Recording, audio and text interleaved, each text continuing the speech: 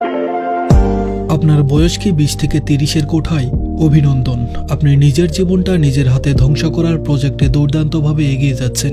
হ্যাঁ, আপনাকেই বলছি, ডানে বামে তাকানোর দরকার নেই। এই যে হাতে 10 থেকে 15,000 টাকার চায়না ফোন বা কিডনি বেচা আইফোন নিয়ে স্ক্রল করছেন আর ভাবছেন জীবনটা তো এনজয় করছি, আসলে আপনি এনজয় করছেন না, আপনি ধীরে ধীরে একটা সামাজিক গোলামে পরিণত হচ্ছেন।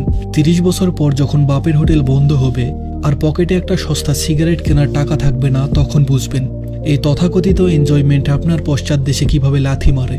আজকে আমি কোনো মোটিভেশনাল স্পিকারের মতো মিষ্টি কথা শোনাতে আসিনি, আমি এসেছি আপনার গালে থাপ্পড় মেরে ঘুম ভাঙাতে। কারণ 30 বছর আগের নেওয়া কিছু ফালতু আবেগী এবং লোক দেখানো আর্থিক সিদ্ধান্ত আপনাকে আগামী 40 বছর ধরে কুকুরের মতো খাটাতে বাধ্য করবে। তো এবার চলুন আপনার ভণ্ডামির মুখোশটা একটু খুলে দিই। আপনার বেতনের বা হাত খরচের অর্ধেক টাকা যায় ধানমন্ডি বা বনানীর ক্যাফেতে চেক ইন দিতে। কেন? কারণ ফেসবুকে মানুষ দেখবে আপনি কুল। শুনুন হে আধুনিক ভিখারি, আপনার ওই 200 টাকার কফি আর 500 টাকার বার্গারের ছবি দেখে যারা ওয়াও রিয়াক্ট দেয়, আপনার মা যখন আইসিইউতে ঢুকবে তখন তারা 1 টাকা দিয়েও সাহায্য করবে না। বন্ধুদের আড্ডায় ভাব নেওয়ার জন্য লোন করে বা কিস্তিতে আইফোন কেনা, বাইক কেনা, এটা কোনো স্মার্টনেস নয়, এটা হলো টোকাই মেন্টালিটি। আপনি এমন সব মানুষের কাছে নিজেকে প্রমাণ করতে চাইছেন যারা আপনাকে নিয়ে 2 পয়সাও ভাবে না। আজ থেকে লোক দেখানো খরচ বন্ধ করতে পারবেন, নাকি লোকে কি বলবে ভাবতে ভাবতে জীবনটা শেষ করবেন? বাংলাদেশে একটা ছেলের বয়স 25 থেকে 26 বছর হলেই শুরু হয় বিয়ের চাপ।